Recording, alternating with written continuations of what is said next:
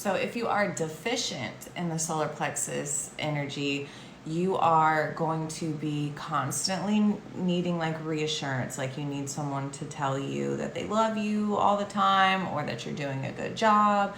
You're gonna really not be having drive to do anything. You're like in this stuck place and like you don't even want to do better. You're just kind of like giving up on things.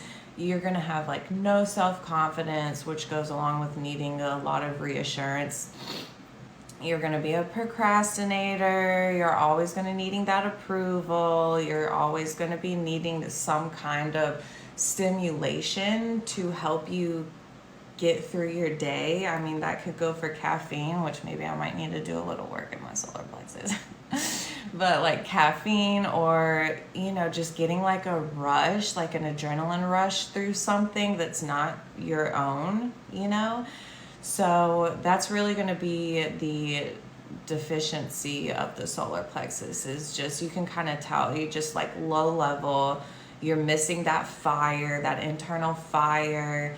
And a lot of this can stem, and it is fixable. A lot of this can stem from being in a toxic or abusive like family home when you were like growing up, and like a really toxic and abusive family can get you like that.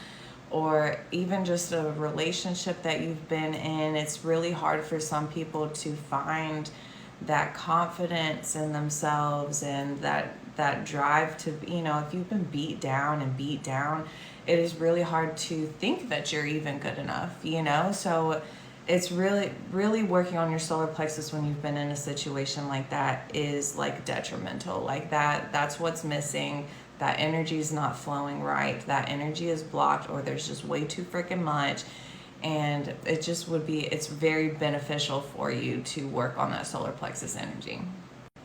So some affirmations that you can say that'll kind of help you get centered again.